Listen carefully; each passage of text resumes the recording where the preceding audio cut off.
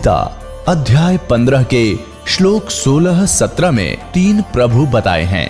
ये 3 प्रभु कौन हैं? किस प्रभु की शरण में जाने के पश्चात जन्म और मरण समाप्त हो सकता है? 3 प्रभुओं में सबसे उत्तम परमात्मा कौन है? कैसा है? उसका क्या नाम है? इन सभी गूढ़ रहस्यों को जानने के लिए अवश्य सुनिए जगत गुरु तत्वदर्शी संत रामपाल जी महाराज के अमृत वचन। हम उस स्थान को भूल गए जहाँ जाकर हम सदा सुखी रहेंगे, और हम सभी पहले वही रहते थे। अब कई भक्त अज्ञानतावश भोले भाले जिनको ज्ञान नहीं, वो ये प्रश्न किया करते कि एक बात बता, जब सारे ही यहाँ से चले गए तो यहाँ कौन रहेगा? बता, वो नैया ही चिंता हो रही है कि यहाँ कौन रहेगा? बता, अरे यहाँ यूँ तो एक पत्थर है, घूमता रहेगा, हमने क्या ठेका ले रखा है पृथ्वी का? ये मंगल ग्रह जो चांद और ये सारे धक्के खाने लग रही है, फिर जाएगा। हम अपने सतलोक में चलेंगे, इसकी हमने क्या क्या करना? ये तो जिसका हुआ आप संभालेगा इसने। तो कहने का भाव ये है कि हम इतने रंग गए यहाँ पर। जैसे एक भक्त बोला बाला, उसके घर उसकी पत्नी बहुत बीमार थी, पर बहुत समस्या में थी, हर तरह से तकलीफ थी। परमात्मा की दया हुई, दीक्षा ली, भगवान की कृपा से वो स्वस्थ हुई। उसको समझाने लगे, भाई नाम ले ले भक्त, नहीं तो भक्ति ना करने से पशु बनोगे, जोटा बनेगा। वो जोटा बुग्गी ले रहा था। उससे कहा, भाई फिर जोटा बनेगा तो न्यू बोला, महाराज जी जोटा भी तो बनना चाहिए, फिर बुग्गी में कौन चलेगा? इसने बुग्गी की चिंता हो रही। मैं कहा अच्छा भाई, तो बुग्गी खातिर कर ले काम। फिर उसे उपदेश ले लिया उसने। लेकिन हमारी धारणा ऐसी बनी हुई है कि यहाँ ऐसे कैसे होगा? तो पुण्यात्माओं, परमात्मा के इस मार्ग को बहुत गहराई से समझो। जिस उद्देश्य से परमात्मा स्वयं आते हैं उस अच्छे लोक से इस गंदे लोक में आपके लिए, तो ये कितना इम्पोर्टेंट काम होगा। एक ऐसे वैसे तो भगवान इतनी दूर से आए नहीं, आपको ये ज्ञान देने के लिए कि तुम यहाँ के रहने वाले नहीं हो, सतलोक में एक बहुत सुख है, और जिस सुख को तुम यहाँ खोज रहे हो ये तुम्हें 1000 लाख करोड़ वर्ष खोजते रहो तो नहीं मिले। एक जन्म की तो बात छोड़ो। और यहाँ क्या हालत है तुम्हारी, उससे हमें परिचित कराते हैं। उधर से काल के दूत भी अपनी खूब काल प्रेरणा से अज्ञान का प्रचार सपरे कर रहे हैं जगह जगह। अपने आत्माओं, परमात्मा ने आकर हमें इसलिए ये ज्ञान दिया क्योंकि हम उनके बच्चे हैं। और ये जो काल हमारा दुरुपयोग कर रहा है, हम इसके बच्चे नहीं हैं। अपने बच्चों को कोई ऐसा दुखी कर सकता है? किसी की टांग कट गई, किसी की आँख फूट गई, और किसी का हाथ कट गया, किसी का बेटा मर गया, किसी की बेटी मर गई, कोई कैंसर से पीड़ित है, कोई पशु पक्षी बनकर, गधे कुत्ते बनकर बिष्टा खा रहे हैं, टट्टी खा रहे हैं। तो ये कोई अपने बच्चों को ऐसे दुखी कर सकता है? तो इस भगवान को हम अपना मालिक मान सकते हैं? यहाँ का जो स्वामी है ये काल है, इसका उद्देश्य हमें पीड़ित करना और विचलित रखना है, भ्रमित रखना, ताकि इनको भगवान का ज्ञान ना हो जा और कहीं ये भाग ना जा। तो उससे पहले ये अपने संत भेज के हमारे वो भी बच्चे परमात्मा के वो संत हैं, या जैसे भी उस काल का फंस गए, वो उस अज्ञान के मास्टर बन गए, उस अज्ञान को जगह जगह प्रचार करने लग गए। भोली आत्माओं ने उनको संत महात्मा मानकर उनके एक एक वचन को शिरोधार्य कर लिया।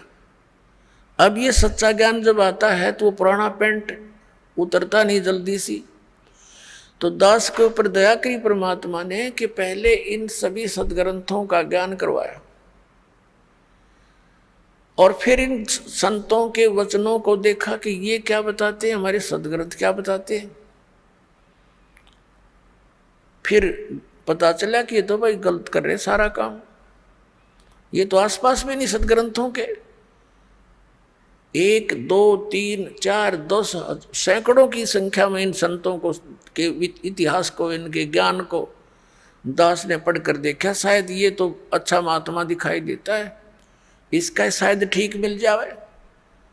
फिर जो चले गए यहाँ से महापुरुष, जिनका बड़ा बोलबाला था, ये मैं ऋषिदानंद जैसे नकली, इनसे बड़ा प्रभावित था दास।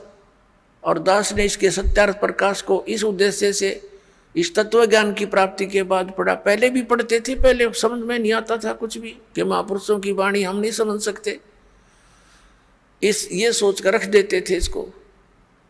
ऐसे इन पुराणों को रख देते थे, भाई ये तो भगवान की माया है, हम कैसे समझ सके।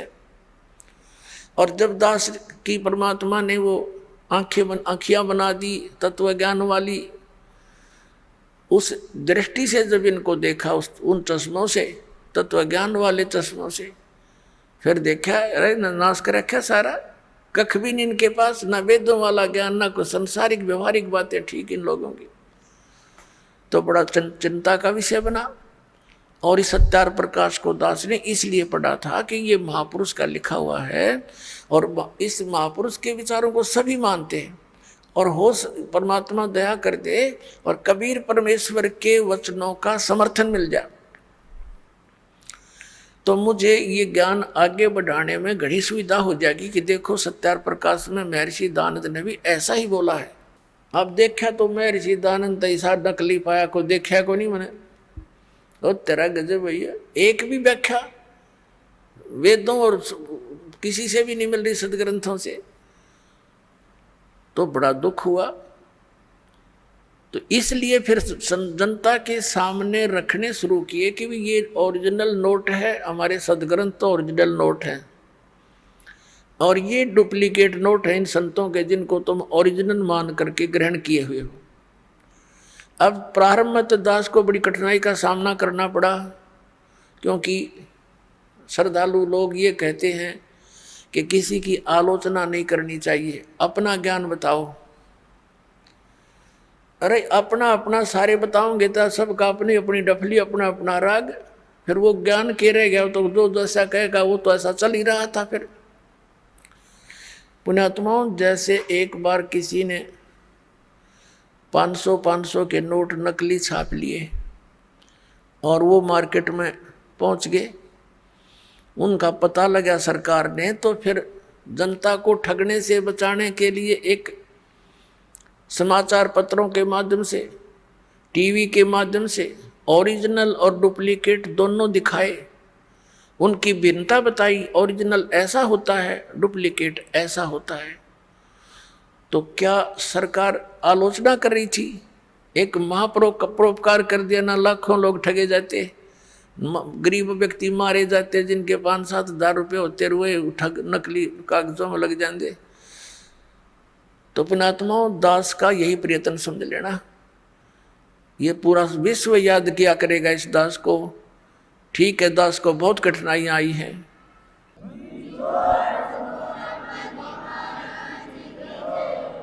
इस सच्चाई को ऊपर लाने के लिए, इस ज्ञान को उठाने के लिए सहयोग तरह कबीर भगवान का, लेकिन दास उसका बैल है और उसी के सहारे से इसको गाड़ी को खींचकर पटड़ी पर चढ़ाया है।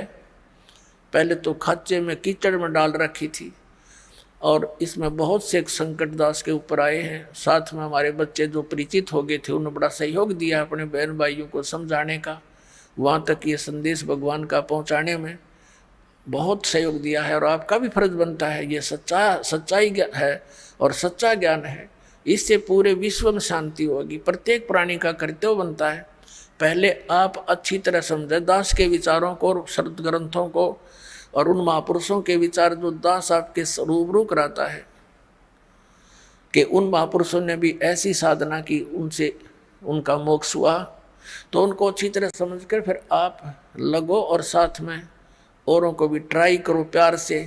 ये मार्ग कोई बलपूर्वक कराने का नहीं होता, ये ज्ञान से होगा। और काल भगवान ने एक प्रार्थना की थी परमात्मा के समक्ष, कबीर जी के समक्ष, कि हे परमात्मा, आप चौथे युग में जितना चाहो जीव ले जाना, लेकिन एक दया करना परमात्मा, कि जोर जबरदस्ती ना करना। सत कलयुग में जब आप ले जाओ, अपना ज्ञान देना, आपका ज्ञान ग्रहण करें, वो आपके हो जा, और मेरे ज्ञान को माने वो मेरे पास रह जा, मेरा आहार बने रहे। जबरदस्ती ना करना, और अपना ज्ञान समझा के कितने ले जाना। अपनात्मा परमात्मा ने कहा था ठीक है भाई, ज्ञान बगैर तो मैं ले ही नहीं जा सकता। पहले ये अगर वैसे भी ले जाऊं तो वहां टके नहीं, ये फिर आऊंगे वापस। पहले वही ना रहा करते, तो मालिक को मालूम ही था कि ज्ञान से दृढ़ करूंगा इनको, और यहाँ के दुखों से ये छक चुके होंगे, यहाँ की इन कोठी बंगलों से भी ये छक चुके होंगे। आप देख रहे हो विदेशों में बड़ी सुविधा के सारे साधन वैज्ञानिक बना लिए, और वो क्या कहते हैं, नहर के किनारे लौट कर शांति प्राप्त करते हैं। उन कोठिया ने सारे इंस्ट्रूमेंटा ने छोड़ गए, तो ये पहले ना हमारे रहेंगे, क्यों सर में दर्द कराया वो बीमारी इकट्ठी करी। तो ऐसे ये शांति होनी वही है। ये तो एक तूफान उफान है इस काल का डाला हुआ। ये बना ले, ये बना ले, रिमोट बना ले, इससे सुख हो जाएगा। टट्टू सुख होगा? सुख तक परमात्मा की भक्ति से होगा, आने वाले कष्टों से बचाव होगा, उससे सुख होगा। तो प्रसंग जो चल रहा है वहीं आते हैं। तो परमात्मा ने आके हमें ज्ञान दिया है कि सतलोक के अंदर तुम्हें कोई दुख नहीं, और वहां चलो, वहां जाकर के तुम्हें परम शांति होगी। और अब परमात्मा ने कहा था कि जैसे अपना ज्ञान दे करके आप यहां से ले जाना। जैसे वेदों में प्रमाण है, आपको बहुत बार दिखाया है, समय आने पर दिखाएंगे आज भी, कि वो परमात्मा सतलोक से गति करके आता है। वो 3 प्रकार के शरीर में सभी अपने प्राणियों के, सभी ब्रह्मांडों का वो देखभाल करता है, पालन पोषण धारण पोषण करता है। एक शरीर है मनुष्य सदृश है परमात्मा, नर नारायण देह है। ये शरीर मनुष्य को भी परमात्मा जैसा ही मिला है, लेकिन उसकी सामर्थ्य, परमात्मा की शक्ति, उसका नूर वहां पर विशेष है, अलग है, हमसे ज्यादा, इसलिए तो परमात्मा है।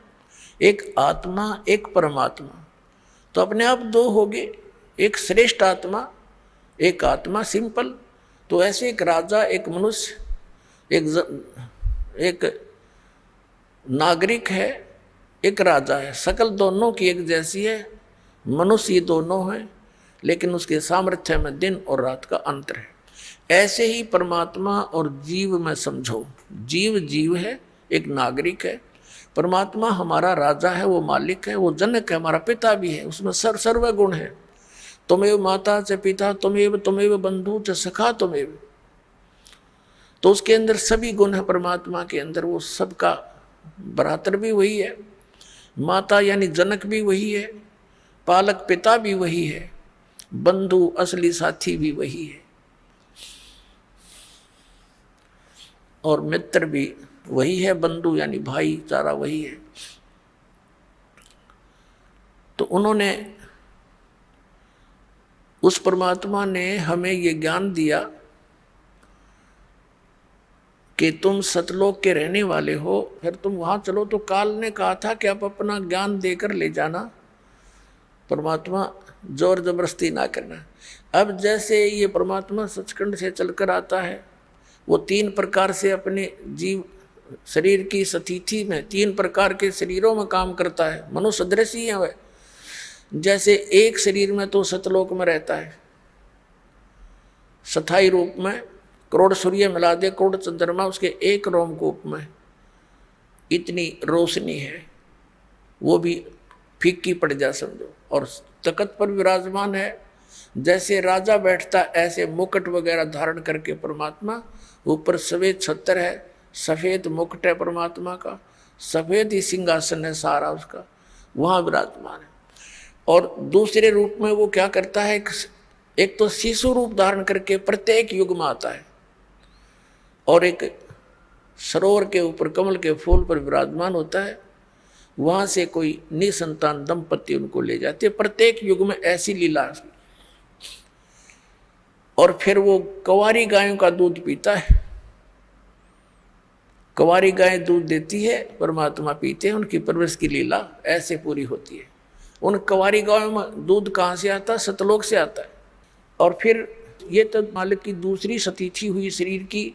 फिर धीरे धीरे बड़े होते हैं, छोटी आयु में ही प्रचार शुरू कर देते हैं। परमात्मा अपने जो उद्देश्य लेकर आते हैं, वेदों में लिखा है कि परमात्मा सतलोक से चलकर आता है, ऊपर तीसरे मुक्ति धाम में रहता है सतलोक में, वहाँ से गति करके आता है और यहाँ अच्छी आत्माओं को मिलता है। किस उद्देश्य से आता? उपदेश करने के लिए, तत्व ज्ञान समझाने के लिए आता है। तो शिशु रूप धारण करके परमात्मा आते हैं प्रत्येक युग में, तो धीरे धीरे बड़े होते हैं, अपना ज्ञान का प्रचार करते हैं। ये दूसरी सतिथि। और तीसरी सतिथि में वो कैसे आते हैं शरीर में? जैसे कहीं भी महात्मा के रूप में प्रकट हो गए, जैसे जिंदा महात्मा के रूप में कलयुग में वो अधिक आए हैं। और उस जिंदा महात्मा के रूप में वो कभी भी आकर किसी भी भक्त को, अच्छी आत्मा को मिलते हैं। किन किन अच्छी आत्माओं को मिले? आदरणीय धर्मदास साहिब जी, आदरणीय मलुकदास साहिब जी, आदरणीय नानक साहिब जी, आदरणीय दादू साहिब जी, आदरणीय गरीबदास साहिब जी, गांव छुड़ानी, जिला दद्दर हरियाणा वाले, आदरणीय गीसा दास साहिब जी, गांव खेखड़ा और जिला मेरठ उत्तर प्रदेश वाले। इनको मिले जिंदा महात्मा के रूप में आकर के, और उनको सतलोक लेकर गए सचखंड, और वहां जाकर के उनको फिर वापस छोड़ा, क्योंकि वो दृढ़ भक्त थे। वो दृढ़ भक्तों को मिलते हैं, अच्छी आत्माओं को मिलते हैं, ताकि उसके मिशन में सहयोग दे सके। तो वो स्टेनलेस स्टील थे, जो उनको कह दिया दाता ने वो फाइनल, उनके लिए सारा संसार एक तरफ, वो महापुरुष एक तरफ थे। जैसे आपने जन्म साखी भाई बालावाड़ी में देखा, परमात्मा के उस यथार्थ मंत्र का स्वयं जाप कर रहे थे नानक साहिब जी।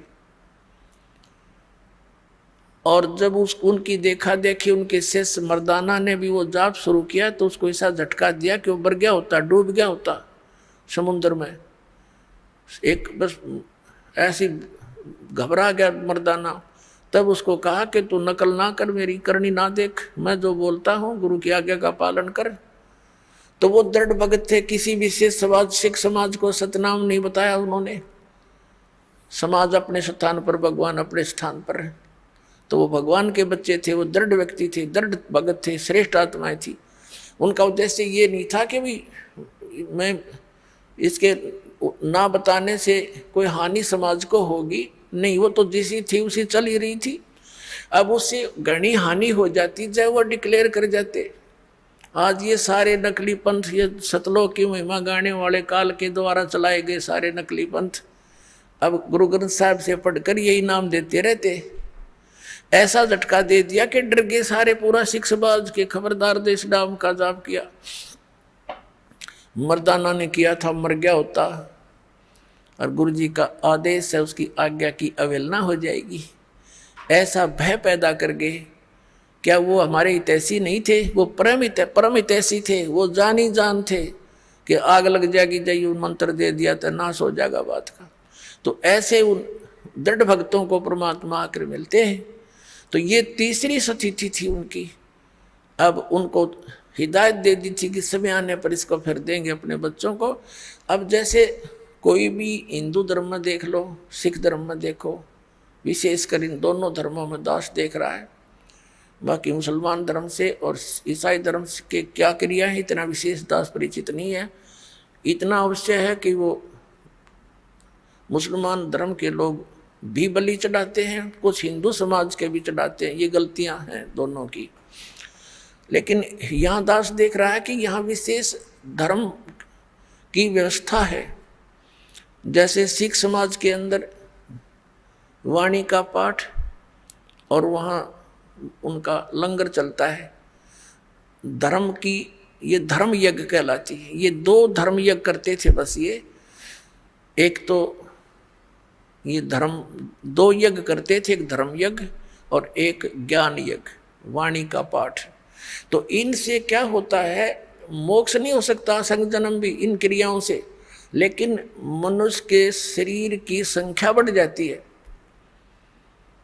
अब वो ऐसे ही हिंदू धर्म के अंदर जैसे गीता जी का पाठ करो, डेली एक अध्याय का पाठ करो, या वैसे कोई अपना धर्म पुण्य करते रहते हैं, कोई भंडारा कर दिया कित गांव गोम नगर में, ये ऐसे चलते रहते थे। तो इन क्रियाओं से क्या होता है कि मनुष्य जीवन मिल जाता है। परमात्मा की वाणी है सुख संवेद में कि धर्म तो 10 का नहीं और 10 के तीनों लोग, खैरायत में खैर है कीजिए आत्म भोग।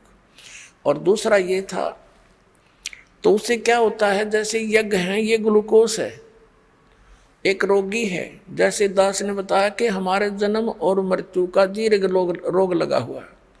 ये दीर्घ रोग उसी ट्रीटमेंट से कटेगा जो महापुरुषों ने खुद प्रयोग किया और परमात्मा ने आकर बताया। और अब इस दास को इस मार्ग का मास्टर बना दिया, डॉक्टर बना दिया, सर्जन बना दिया। अब दास के पास वो मार्ग है, वो सारी व्यवस्था है।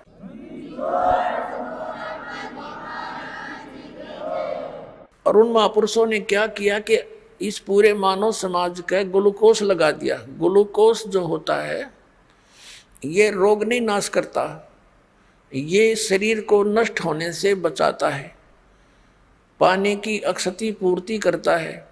जैसे सर्जन यानी डॉक्टर कई बार गया हो, कोई इमरजेंसी केस आ जाते हैं, ये कंपाउंडर और दूसरे उनसे पूछते हैं जी ऐसे ऐसे एक मरीज है क्या करें, तो कहता है इसको ग्लूकोज लगा दो और ये इंजेक्शन लगा दो, तब तक मैं आता हूँ।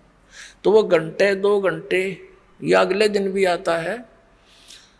तो वो ग्लूकोज लगाने से वो शरीर उसका नष्ट नहीं होता, और आके फिर वो चेक करके उसको जो ट्रीटमेंट देना है वो डॉक्टर देगा। रोग कटेगा उस डॉक्टर के उस ट्रीटमेंट से या ऑपरेशन से, जो भी वो चाहेगा, सर्जरी से। ग्लूकोज उसकी रक्षा करती रही, शरीर का नाश नहीं होने दिया। तो इस मानव समाज को वो महापुरुष ग्लूकोज लगा के इन यज्ञों का ओनली, बस ये ट्रीटमेंट नहीं दिया उस समय, क्योंकि कुछ ऐसी स्थिति थी। तो अब परमात्मा ने इस दास को भेज दिया, वो डॉक्टर बना के, वो सर्जन बना के, और आदेश दे दिया। उनको मना कर दिया था सतनाम नहीं देना, दास को आदेश दे दिया कि अब दे सतनाम और दे दे सार नाम, समय आ गया पिछली पीढ़ी का। बोलो सतगुरुदेव।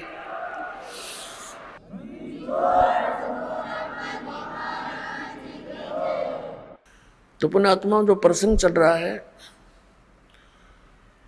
कि इन दृढ़ आत्माओं ने परमात्मा के प्रत्येक आज्ञा का पालन कर लिया। अब जैसे बात चली है कि ज्ञान देकर ही आप ले जाना अपने बच्चों को, आपका ज्ञान स्वीकार करें आपका। अब जैसे परमात्मा मिले थे हजरत मोहम्मद को, जिससे मुसलमान धर्म चला। अब वो अच्छी आत्मा थी, दृढ़ भक्त नहीं थे वो। अब यहाँ उनके लाखों शिष्य हो गए थे। परमात्मा उनको आए मिले, जैसे वो अपने विधान अनुसार अच्छी आत्माओं को मिलते हैं। गोता मारूं स्वर्ग में जा बैठूं पाताल, कह कबीर में खोजता फिरूं ढूंढता फिरूं अपने हीरे मोती लाल। हजरत मोहम्मद जी को मिले। हजरत मोहम्मद जी को कहते हैं हम वहां ले गयो सतलोक में, इच्छा रूपी वहां नहीं रहो। उल्ट मोहम्मद मैल पठाया, गुज बीरज एक कलमा लाया। रोजा बंग नमाज दई रे, बिस्मिल की नई बात कही रे। अब जैसे परमात्मा कहते हैं हम हजरत मोहम्मद को वहाँ ले गए, जैसे नानक साहिब जी को ले गए, गरीबदास साहिब जी को ले गए, धर्मदास साहिब जी को ले गए, और गीसादास साहिब जी को, दादू साहिब जी को ले गए, मुल्कदास साहिब जी को लेकर गए, फिर छोड़ दिए। उन्होंने दृढ़ होकर के भगवान की प्रत्येक बात को स्वीकार किया। उन्होंने तो वहीं कह दिया था भगवान हमें यहीं रख लो, लेकिन हजरत मोहम्मद वहाँ नहीं रहे, अपनी मर्जी से न बोले नहीं जी मैं तो वहीं ठीक हूँ, और वहाँ भी मैंने बहुत प्रचार करना है, बहुत अभी तो काम अधूरा रहता है। अब परमात्मा ने सोची चल इसको कुछ राहत दे देते हैं। उसको उनको क्या बताया फिर परमात्मा ने कि रोजा बंग नमाज दई रे, बिस्मिल की नई बात कही रे। हजरत मोहम्मद जब पहली बार गए तब तो वो काल तक सीमित थे, पर्दे के पीछे से आवाज आई थी, नमाज करो। 50 नमाज करने की कही थी। फिर दोबारा प्रार्थना की, कुछ कम कर दी, फिर और प्रार्थना करी, फिर कम कर दी। लास्ट में 5 बार की नमाज पर फाइनल हुआ था उनका कि 5 बार तो नमाज करना ही करना पड़ेगा। और रोजा मीन व्रत और बंग आवाज लगाना, हे भगवान दया करियो, आवाज लगा कर आवाज ये साधना करना। तो कहते हैं उस हजरत मोहम्मद जी जहां से ये आदेश लेकर आए थे उसमें भी उस काल भगवान ने भी इनको बिस्मल करने का आदेश नहीं दिया था। क्या बताया है कि रोजा बंग नमाज दे रे, बिस्मल की नहीं बात कही रे। और फिर क्या बताते हैं कि एक बार हजरत मोहम्मद जी ने अपने आत्माओं, जैसे आप देखते हो ना चुंबक के साथ किसी लोहे के टुकड़े को लगा दिया जाए कुछ समय के लिए, वो भी अस्थायी चुंबक बन जाता है, लेकिन वो स्थायी नहीं होता, कुछ देर के बाद उसके गुण धर्म समाप्त हो जाते हैं।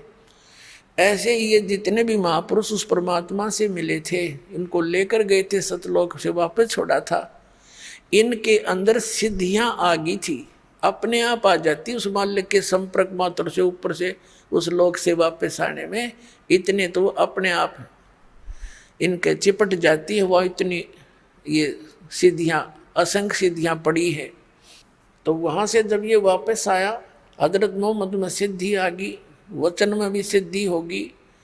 तो उसने एक दिन एक गऊ को मार दिया, पहले तो एक बकरे को मार दिया वचन से, वो बकरा मर गया।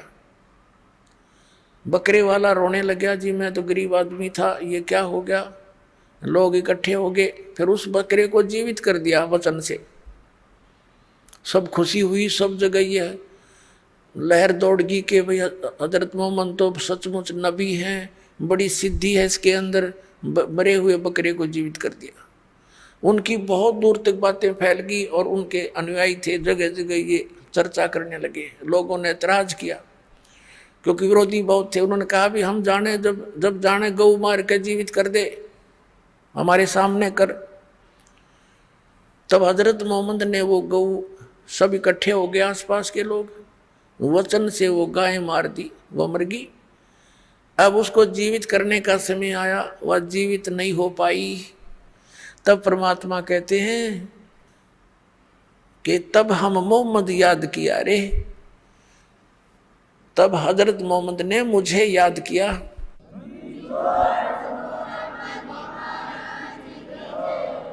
तब हम मोहम्मद याद किया रे, शब्द स्वरूपी हम बेग गया रे।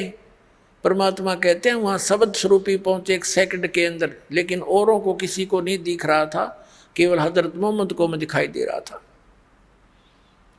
मुई गऊ हमने तत्काल जवाई, और तब मोहम्मद का निश्चय आई। वो मरी हुई गाय को मैंने जाकर तुरंत जीवित कर दिया। तब मोहम्मद जी को विश्वास हुआ कि कबीर सचमुच ये तो परमात्मा के नुमाइंदे हैं। तो कहते जब मोहम्मद का निश्चय आई, तुम कबीर अल्लाह दरवेशा, और मोहम्मद का तब गया अंदेशा। फिर क्या बताते हैं कि नबी मोहम्मद नमस्कार है, राम रसूल कहाया, 1,80,000 को सौगंध जिन नहीं कर चलाया। अरस कुरस पर अल्लाह तकत है, अरस के कुरस पर, आसमान के अंतिम छोर पर अरस कुरस पर अल्लाह तकत है। उस परमात्मा का स्थान है जहाँ कबीर साहब का अपना स्थान है। और खालिक बिन नहीं खाली, उस परमात्मा की दृष्टि में सभी प्राणी हैं, उससे कोई बचा नहीं है। और वह पैगंबर पाक पुरुष थे साहिब के अब्दाली। अब क्या बताते हैं कि तुम हजरत मोहम्मद का नाम लेकर गऊ मार रहे हो। ये गऊ जो मनाते हो वो दिन, जिस विशेषकर गऊ काटते हो, तो उन्होंने गऊ शब्द से मारी थी, शब्द से जीवित कर दी थी, क्योंकि लोगों ने ये सोचा था कि हजरत मोहम्मद ने जीवित कर दी। तो उसके लिए फिर कहा कि बारी गौ शब्द के तीरम, वचन के तीर से मार दी। और ऐसे होते मोहम्मद पीरम, वो मोहम्मद पीर ऐसे थे।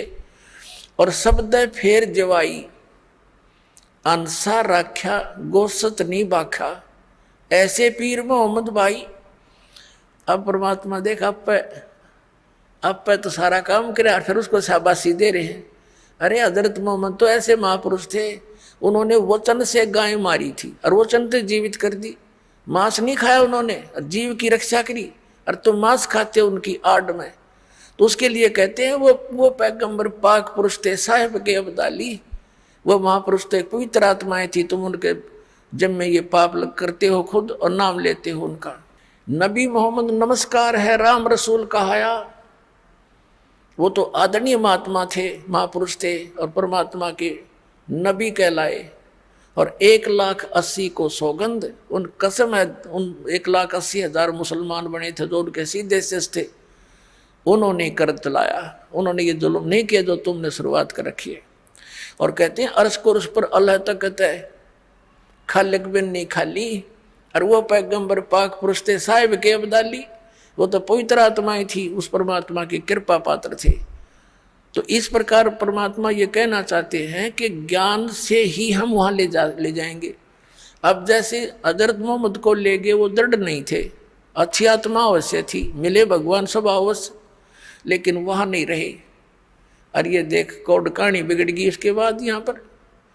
तो इस प्रकार इस ज्ञान से ही हम सतलोक जाएंगे, क्योंकि हमें ये दृढ़ विश्वास होगा कि जो ये ज्ञान दिया जा रहा है ये ओनली इस दास का नहीं और केवल एक बनावटी इतिहास का नहीं, ये स्वयं गॉड गिवन परमात्मा ने आकर बताया और फिर अपने गवाह बनाए, सतलोक ले जाकर वापस छोड़ा उनको।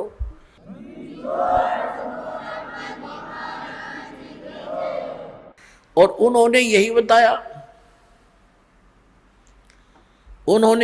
बताया, क्या बताया? मन तू चल रे सुख के सागर, जहाँ शब्द सिंधु रत्नागर।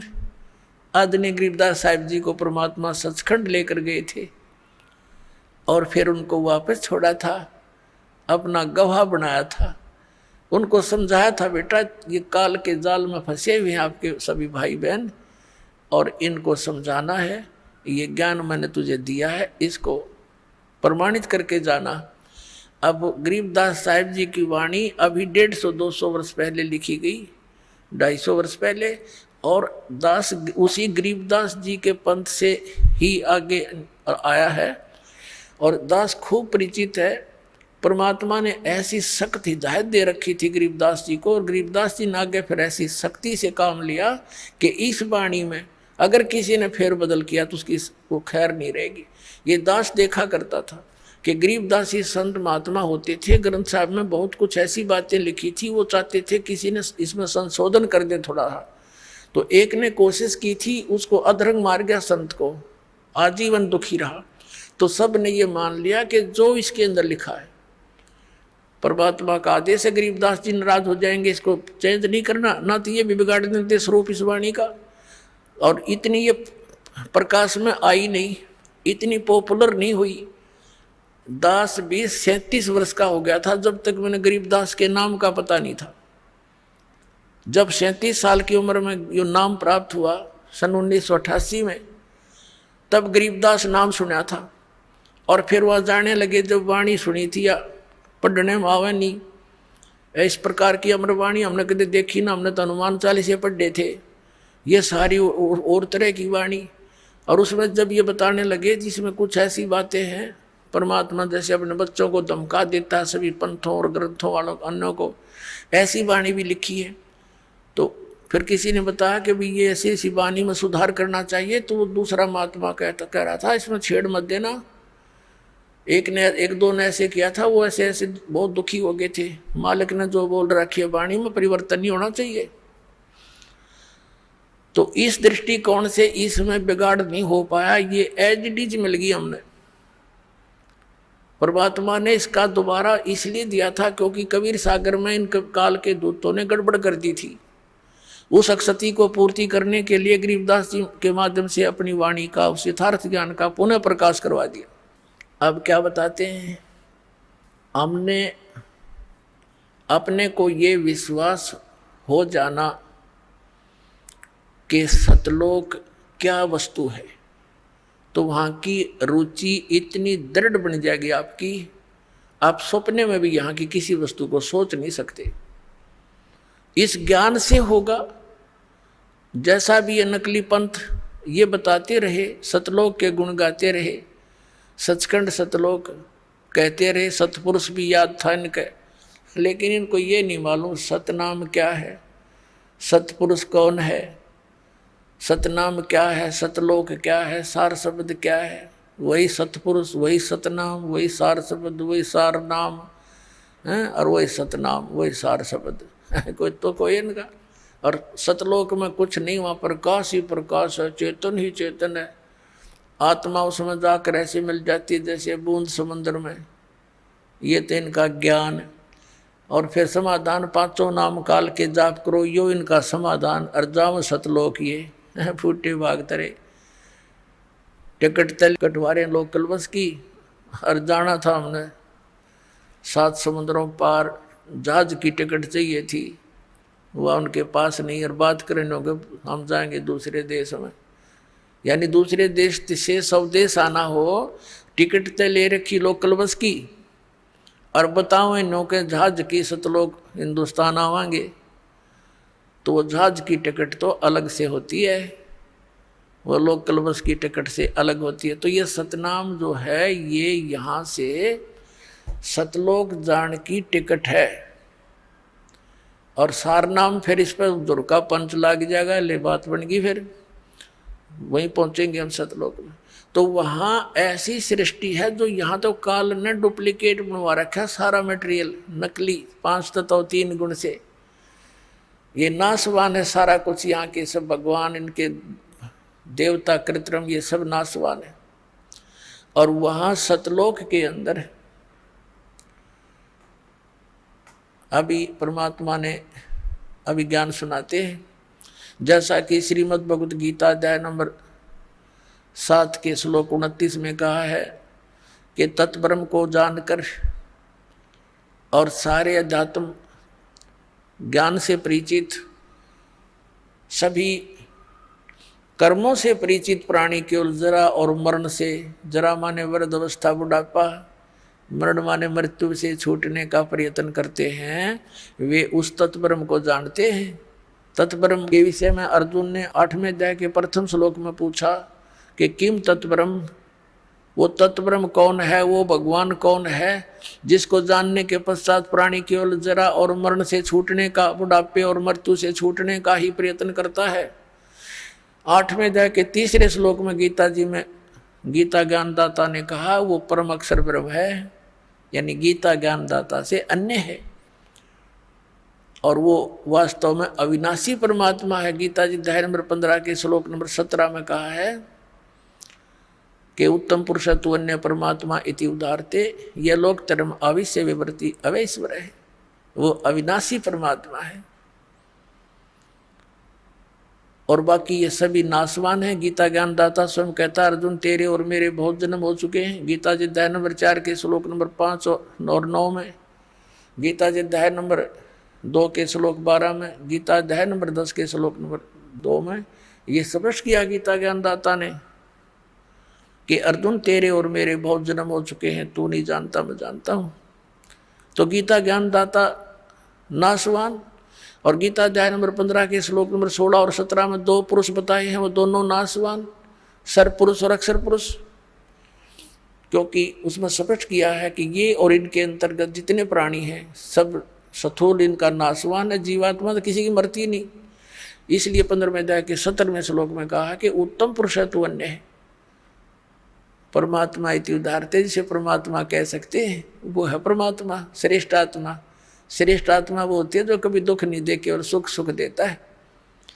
और जहाँ गेला टांग काटे और मौत करे और बढ़िया मोहन भोजन खिलावे, यहाँ काजू किशमिश, तो श्रेष्ठ आत्मा थोड़ा हुआ। ये सब कुछ भी खिलावे और लेकिन दुख ना दे, ना मृत्यु हो, वो है श्रेष्ठ आत्मा, वो परमात्मा है। वो हमारा प्रभु है, परमेश्वर है। और यह लोक तरम अविश्य विवृत्ति, अविश्य मन प्रवेश करके, अवैश्वर है, वो अविनाशी परमात्मा है। तो यहाँ क्या बताया है, और वो सतलोक में रहता है। गीता जी अध्याय नंबर 18 के श्लोक नंबर 62 में कहा कि अर्जुन तू सर्वभाव से उस परमेश्वर की शरण में जा, उस परमेश्वर की कृपा से ही तू परम शांति को और सनातन परम धाम को प्राप्त होगा। शाश्वत स्थान, कभी नाश ना होने वाला स्थान, और वहां जाकर परम शांति होगी। अब क्या बताया है, जैसे इन महापुरुषों ने भी यही बताया कि सचखंड में ये सुख है, सचखंड में ऐसा सुख है, सतलोक में ऐसी सुविधाएं हैं, वहाँ चलेंगे बिल्कुल ऐसे ही सृष्टि होगी, लेकिन मृत्यु कभी नहीं होगी। अब पुण्यात्मा, अगर हमारी यहाँ मृत्यु ना हो तो गर्मी सर्दी ने तो देख लिया, हम इतने ढीठ हो रहे हैं, कोई बात ना, इसके तो हम सहन करने के आदि पड़ गए। और बुढ़ापा ना हो फिर हम कदे भी ना जाओ, उड़ा जरूर तेरी हमने वहाँ की, और गेला मृत्यु हो, बता इस मृत्यु ने, ये तो सबसे बुढ़ा काम। सारा जीवन जिस व्यवस्थापक के करने में लगे रहते हैं, वृद्ध बुढ़ापा जब लास्ट एज आती है इसकी, सब तक सारा शरीर कंडेम हो जाता है, उठा जाता ना बैठा जाता, ना काम करती ना जाड़ करती। पहले तो कैर यहीं टूट ले इस पे, और फिर आगे यम के दूध गड़े। तो परमात्मा कहते हैं जो सच्ची भक्ति नहीं करते, कहते जीवित जग में जूती पड़े फिर जब दौड़े छाती। परमात्मा ने बहुत गहरा ज्ञान समझा है पुण्यात्मा, यो घने दिन में समझ में आओगा आपके, क्योंकि आप पहली कक्षा के बालक हो, कोई दूसरी कक्षा का, यानी कोई 2 वर्ष से, कोई 1 वर्ष से, कोई 6 महीने से, कोई 1 महीने से, तो लगे रहना इसमें, क्योंकि ये कोर्स है कंप्लीट, और ये आखिरी सांस तक पढ़ना पड़ेगा आपने, जब तक आप पृथ्वी पर हो। ये समझ लो आपका प्रवेश है इस विद्यालय में, इस कॉलेज में, और जब ये तुम्हारी पढ़ाई पूरी हो जाएगी तब यहाँ से चले जाओगे, यहाँ नहीं रहोगे, सतलोक जाओगे सीधे, वहाँ सुविधा मिलेगी सारी इस पढ़ाई से।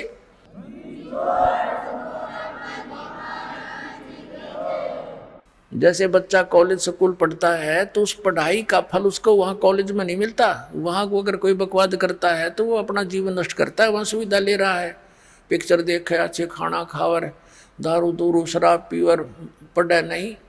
तो यहाँ जो अन्य कार्य हम कर रहे हैं ये इस कॉलेज के नियमों के विपरीत है, ये नहीं करने आपने तो यहाँ से अपनी पढ़ाई करके खूब मेहनत करके भक्ति करके, और ये सुविधा आपको सतलोक में मिलेंगी। दो बच्चा स्कूल कॉलेज में पढ़ता है उसकी सुविधा उनको बाहर फील्ड में मिलती है, वहाँ नहीं मिलती। वह परमात्मा ने ये दास भेज दिया आपके लिए यहाँ टीचर बना के, और आप स्टूडेंट विद्यार्थी हो, और ये आधुनिक इंस्ट्रूमेंट ये गॉड गिवन है, ये ना समझना मनुष्य की खोज है। ये मनुष्य यही था, 4 युग हो गया, पिछला इतिहास देख लो। एक रेडू में बुग्गी जितना स्थान होता था, और उसमें 6 खच्चर जोड़ के घोड़े और घसीटे फिरा करते ये मानव। कहाँ थे पहले, इनके पास मिट्टी के कटोरे में रोटी खाया करते कसोरों में। तो ये मालिक ने दिया है कि एक का टीचर बतेरा घर बैठे पढ़ा करेंगे, सुना करेंगे बच्चे अपने मालिक के सारे लेक्चरों को। ये 10 लेक्चर देगा, भगवान का दिया हुआ ज्ञान घर बैठे सुनेंगे और पढ़ा करेंगे, गदगद हो जाएंगे घर पर बैठे। ना ये इंस्ट्रूमेंट मनुष्य बना दे, या भूल है जीव की, सपने में भी ना सोचना। इसलिए दाता ने दया करी, यह भी से बने ये टीवी टावी, ये पहले ना बने। 5500 वर्ष हो गए कलयुग ने बीते हुए ने, अब यह पिछली पीढ़ी आनी थी, इसलिए मालिक ने आपको शिक्षित भी किया, और ये सुविधा इंस्ट्रूमेंट दिए, प्रोजेक्टर दिया, आप इतनी दूर बैठे आसानी से प्रमाण देख सकते हो, निरसन से हो जाते हो, 1 मिनट के अंदर ज्ञान समझ में आ जाता है। अब वो सतलोक कितना सुखदायी है। मन तू चल रे सुख के सागर, सुख सागर किसे कहते हैं जहाँ दुख नाम की चीज ना हो, केवल सुख ही सुख हो। जैसे समुद्र में समुद्री जहाज 200 किलोमीटर चला जाता है, आज इधर उधर देखते हैं तो कोई वस्तु जल के अतिरिक्त दिखाई नहीं देती, जहाँ देखे वहाँ जल ही जल, जल ही जल, जल ही जल दिखाई देता है। इसी प्रकार सतलोक के अंदर बताया परमात्मा के ने, और साथ में उन महापुरुषों ने जिनको वो लेकर गए थे, गवाह बनाए, प्रत्यक्ष दृष्टा बनाए, उन्होंने बताया कि वो सुख सागर है। वहाँ कोई दुख नाम की वस्तु नहीं, कहीं पर भी। शंखों लहर मेहर की उपजे, और कहर नहीं जा कोई, दास गरीब अचल अविनाशी, और सुख का सागर सोई। अब क्या बताते हैं गरीबदास साहिब जी, परमात्मा के प्रत्यक्ष दृष्टा, भगवान को देखकर, वहाँ के स्थान को देखकर। जैसे पुण्यात्माओं दास के साथ तो बहुत बार बनी है ये कहानी। ये पिछले संस्कार थे, वो भक्ति अंगड़ाई लेती थी, तो कई बार एकदम ऐसी मन की स्थिति हो जाती थी, जैसे हम किसी ने कोई कटु वचन भी बोल दिया, उससे दुखी भी होते हैं, या कोई टेंशन बनी हुई होती है, या किसी के प्रति और वैसे द्वेष बना हुआ होता है, तो वो कति खत्म हो जाता। बिल्कुल सपने काफ़ी देर तक सोचते कि उसने ऐसा कष्ट दिया था, निकम्मा आदमी है, ये मन में ही नहीं आती। और ऐसा आता जैसे अपने से दिखाई देते, कोई टेंशन किसी प्रकार की अपने आप नष्ट हो जाती। काफ़ी देर तक, मतलब कुछ देर तक रहती वह, उसके जाने के बाद फिर देखते हैं वही जो की तो वैसा ही, उसने ऐसा कर दिया, देख उसने ऐसा नहीं करना चाहिए था, और वो चिंता, वो टेंशन फिर स्टार्ट हो जाती।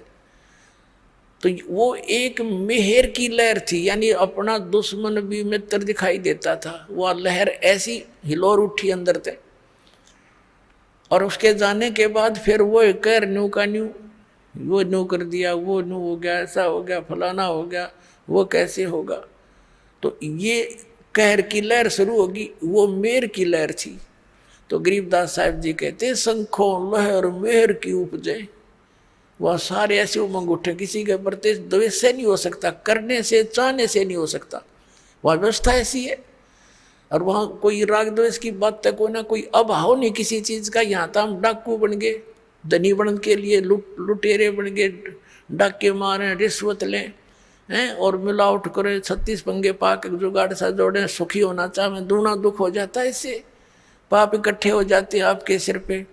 वो धन तो आपके पास रहना नहीं, किसी और कारण से निकल जाएगा, और पाप सुरक्षित रह जाएंगे, वो तूने भोगने पड़ेंगे आप जी ने। अब परमात्मा क्या बताते हैं कि शंखों लहर मेर की उपजे, और कहर नहीं जा कोई, दास गरीब अचल अविनाशी, सुख का सागर सोई।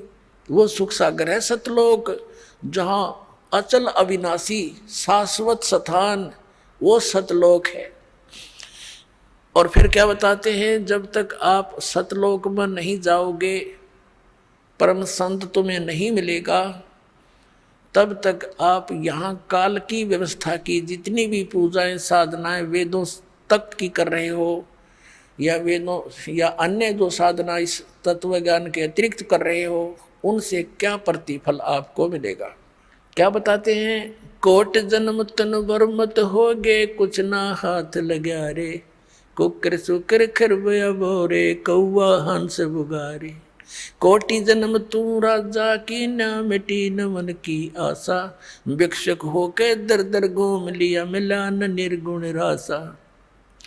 इंद्र कुबेर ईश की पदवी, ब्रह्मा वरुण धर्मराया, विष्णुनाथ के पुर को जाके तू फिर भी वापस आया।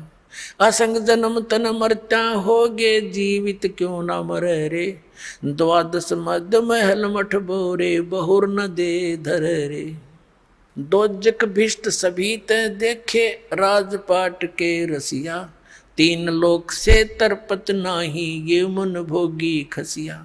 आइए अब हम उन श्रद्धालुओं के अनुभव जानते हैं जो जगत गुरु तत्वदर्शी संत रामपाल जी महाराज जी से दीक्षा प्राप्त कर चुके हैं तथा उनके द्वारा बताए गए भक्ति मार्ग पर चल रहे हैं। सर नमस्कार। जी नमस्कार। सर क्या नाम है आपका? मेरा नाम आनंद कुमार है। आनंद जी कहाँ से हैं आप? मैं झारखंड के धनबाद जिला से हूँ। सर क्या करते हैं आप? मैं अपना खुद का बिजनेस करता हूँ, आईटी सेक्टर का। सर संत रामपाल जी महाराज जी से कब जुड़े आप? जी मैं संत रामपाल जी महाराज से 2014 को जुड़ा हूँ। संत रामपाल जी महाराज जी से जुड़ने से पहले आप क्या साधनाएं करते थे? जी मैं अन्य देवी देवताओं की साधना करता था और अन्य गुरु से जुड़ा हुआ था। गुरु जी का वहाँ पे नाम था डॉक्टर नारायण दत्त श्रीमाली, जोधपुर राजस्थान के थे वो। और वो तंत्र मंत्र यंत्र की साधनाएं हमें बताते थे और उसे करने से हमें कोई भी लाभ नहीं हुआ। क्या लाभ चाहते थे आप? हम यही लाभ चाहते थे कि घर में शांति हो, सुख हो, आर्थिक परेशानियों से हम बचें और घर में खुशहाली का माहौल हो, लेकिन हमें उल्टा ही उसका प्रभाव देखने को मिलता था। हमें दिन प्रतिदिन अलग अलग समस्याओं का सामना करना पड़ता था। तो लगता था कि पता नहीं इस दुनिया में भगवान नाम के कोई चीज़ है या नहीं है। हम भक्ति भी करते हैं, इसके बावजूद भी हमारे ऊपर इतने सारे दुख क्यों आते हैं। तो फिर संत रामपाल जी महाराज जी की शरण में कैसे आना हुआ? जी, जिसमें बिजनेस को मैं करता था उसमें हमारे एक कलीग्स थे, वो जगदीश नाम था उनका। एक बार मैं उनके पास मिलने के लिए गया तो उन्होंने बताया कि भाई साहब, ये जो दुनिया है ये हमारा रहने लायक नहीं है, इससे अलग कोई और दुनिया है, वो सतलोक है। तो जब इस सब बातों को मैंने पहली बार सुना तो मेरे को लगा कि वो इंसान वाकई में पागल हो चुका है और वो मुझे भी पागल बना रहा है। तो उन्होंने जाते जाते मेरे को एक पुस्तक थमा दी। पुस्तक की नाम थी ज्ञान गंगा। तो उन्होंने जब मेरे को वो पुस्तक दी तो मुझे लगा इस पुस्तक को पढ़ने से मैं क्यों पागल बनूं। मैं उस पुस्तक को किसी दूसरे अपने फ्रेंड्स को दे दिया और उसी दिन जब मैं घर पे आया तो मैंने अपने पापा को बताया कि वो मिले थे जगदीश जी, तो इस तरह बातें कर रहे थे कि ये दुनिया हमारे रहने लायक नहीं है, इससे और कोई और दुनिया है जहाँ हमें जाना है, उसकी भक्ति कुछ और है। तो पापा ने हमसे पूछा कि उन्होंने कुछ दिया, तो मैंने उनको बताया कि हाँ उन्होंने एक पुस्तक दी थी, लेकिन उस पुस्तक को मैंने ली नहीं, मैंने लेके किसी और को दे दिया। तो पापा ने बताया कि क्या आपके उसके विषय में कोई जानकारी आपको मिली है? तो हाँ, मैंने बोला कि हाँ वो कुछ बता रहे थे कि संत रामपाल जी महाराज बोल के ज्ञान गंगा कोई किताब थी। तो जब मैंने पापा को वह पुस्तक के विषय में बताया तो पापा ने घर में इंटरनेट पे सर्च की जगत गुरु संत रामपाल जी महाराज। तो वो वीडियो उन्होंने जब देखा तो हम लोग काफ़ी आश्चर्यचकित रह गए कि क्या ऐसा भी हो सकता है।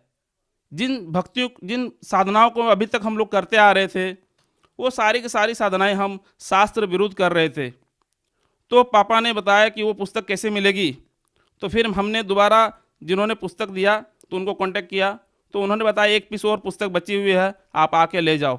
हमने उनसे कांटेक्ट किया और उनसे वो पुस्तक ली और फिर पापा ने घर में आके पढ़ा और पापा पढ़ के उस ज्ञान को समझ गए और उन्होंने बरवाला में जाके संत रामपाल जी महाराज से नाम उद्देश्य लेके भक्ति प्रारंभ कर दिया। सर, संत रामपाल जी महाराज जी से नाम दीक्षा लेने के बाद क्या आपको वो लाभ मिले जो आप चाहते थे जोधपुर में जिस महाराज से आप जुड़े हुए थे? जी बिल्कुल, मेरे पापा ने नाम दीक्षा लेने के बाद ये जो भक्ति शुरू की तो उनको शारीरिक लाभ होना शुरू हो गया था, क्योंकि मेरे पापा को डायबिटीज, शुगर जो जिसको बोलते हैं, जिसकी कोई इलाज नहीं है पूरी दुनिया में, और शुगर के साथ साथ उनको हार्ट की प्रॉब्लम आ गई थी, वाल्व भी एग्जाम हो गए थे। सर, लेकिन शुगर का इलाज तो है, इसके लिए बहुत सारे ट्रीटमेंट अवेलेबल तो हैं हॉस्पिटल्स में। नहीं, पूरी दुनिया में शुगर की कोई परमानेंट इलाज नहीं है कि दवाई इतने दिन खा लो उसके बाद आपको कोई दवाई की ज़रूरत नहीं पड़े। ऐसा कोई इलाज अभी तक हम लोगों को नहीं मिली है। तो गुरुजी की जब भक्ति उन्होंने शुरू की तो उनको शारीरिक लाभ होना शुरू हो गया।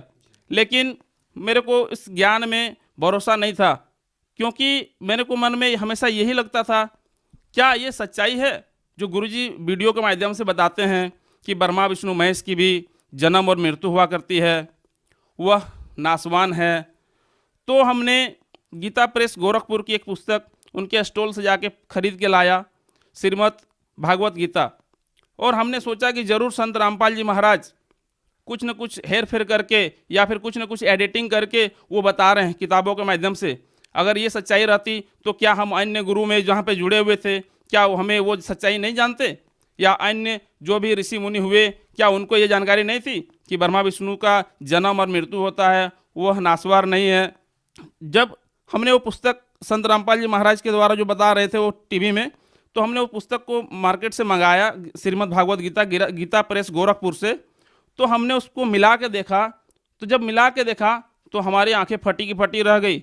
वाकई में वो सारी चीज़ें जो संत रामपाल जी महाराज बता रहे थे टीवी में, वो सब कुछ हमने सच्चाई को देखा, और देखते ही मेरे मन में भी उमड़ने लगी कि गुरुजी इस नीच पे भी हमें दया करो, मेरे ऊपर भी नाम दीक्षा की दया हो।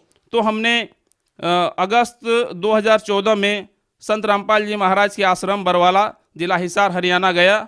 और मैं वहाँ से नाम दीक्षा लेके आया। सर आपको क्या लाभ मिले संत रामपाल जी महाराज जी से नाम दीक्षा लेने के बाद? सबसे बड़ी लाभ ये है कि मैं पहले जो हमारी लाइफ थी वो काफ़ी मैं मांसाहार करता था। एक भी दिन ऐसा नहीं हो जो हमारे घर में फ्रिज में अंडा ना पड़ा हो या कोई मीट मछली मुर्गा ना बना हुआ हो। हम इतने आदी हो चुके थे मांस मछली के कि हम ऐसे दिन होते थे कि हम जो जिंदा मुर्गे होते थे उस मुर्गे को घर में ले आके उसको काट के बना के खाता था। और कभी कभी ऐसे भी होते हैं, क्योंकि हम लोग झारखंड के वासी हैं, तो झारखंड में अलग अलग त्योहारों में बलि की प्रथा चली आई है। तो हम लोग जो यहाँ पे पूजा के नाम पर जो बलि चढ़ाते थे, तो हम वहाँ पे बलि भी चढ़ाते थे और उस बकरे के मांस को काट के हम लोग खाते भी थे। तो हम एक राक्षस थे पहले, संत रामपाल जी महाराज के शरण में आने से हम स्वयं में मनुष्य एक बन गए। ये हमें संत रामपाल जी महाराज से सबसे बड़ी लाभ हुआ। और अगर बीमारी के तौर पे मैं बताऊं तो सबसे बड़ी लाभ ये हुआ कि मेरे ये जो गले के नीचे में वाइट टाइप के स्पॉट दाग हो जाते थे। कभी कभी डॉक्टरों से इलाज भी कराया था, तो दवाइयाँ खाते थे, कुछ दिनों के लिए ठीक हो जाती थी, फिर वापस वो हो जाती थी। लेकिन संत रामपाल जी महाराज की दया से ये दाग पूरी तरह से ख़त्म हो चुके हैं। और जीवन दान की जहाँ तक मैं बात करूँ, संत रामपाल जी महाराज की दया से आज मैं इस दुनिया में हूँ। क्योंकि एक दिन जब मैं NH2 पे जा रहा था तो काफ़ी स्पीड में मेरी बाइक थी और आगे एक ट्रक जा रही थी। दोनों काफ़ी स्पीड में थे, लगभग 100 के आसपास की स्पीड में। अचानक से उस ट्रक ड्राइवर की नींद आ गई और वो ट्रक जो सीधा जा रही थी वो अचानक से रोड पे क्रॉस आके बीचों बीच खड़ी हो गई। तो उसके बीचों बीच खड़ी हो जाने के बाद ऐसा हुआ कि हमारे जो गाड़ी की इतनी रफ्तार थी, हमने ब्रेक भी लगाया, रोकने के काफ़ी प्रयास भी किया, लेकिन हमारे आंखें बंद हो गई कि पता नहीं अब मालिक अब क्या होगा। हमने संत रामपाल जी महाराज को याद किया और अगले ही पल हमने देखा कि वो हमारी गाड़ी और उस गाड़ी के बीच में मात्र 2 से 4 इंच की डिफरेंस रह गई थी और हम टकराने से वहाँ पे बच गए।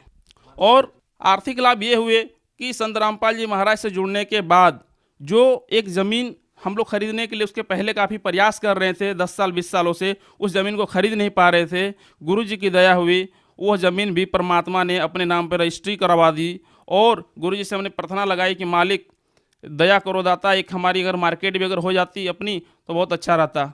तो गुरु जी ने बताया बेटा ठीक है, परमात्मा दया करेंगे। और अभी उस जगह पे उस ज़मीन पे जो ऑन रोड है, आज उस एरिया की सबसे बड़ी मार्केट परमात्मा की दवा संत रामपाल जी महाराज की दया से वहाँ पे बन रही है।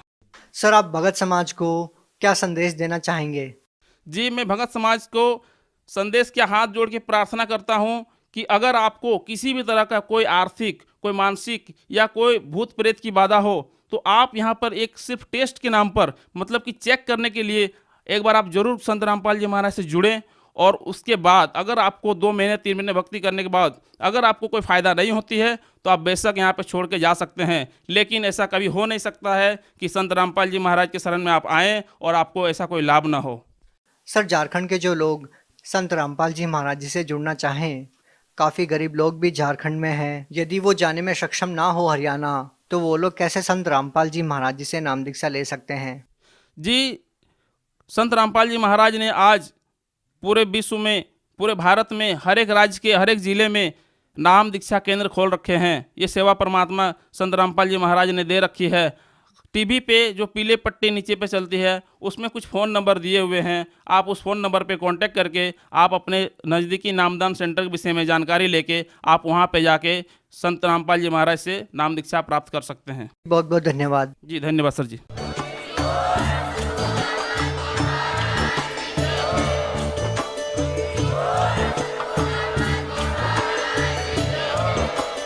आप सुन रहे थे जगत गुरु तत्वदर्शी संत रामपाल जी महाराज जी के मंगल प्रवचन। अधिक जानकारी के लिए विजिट कीजिए हमारी वेबसाइट www.jagatgururampalji.org। संत रामपाल जी महाराज जी के शुभ आशीर्वाद से पूरे विश्व भर में 500 से भी ज्यादा नाम दीक्षा केंद्र हैं, जिन पर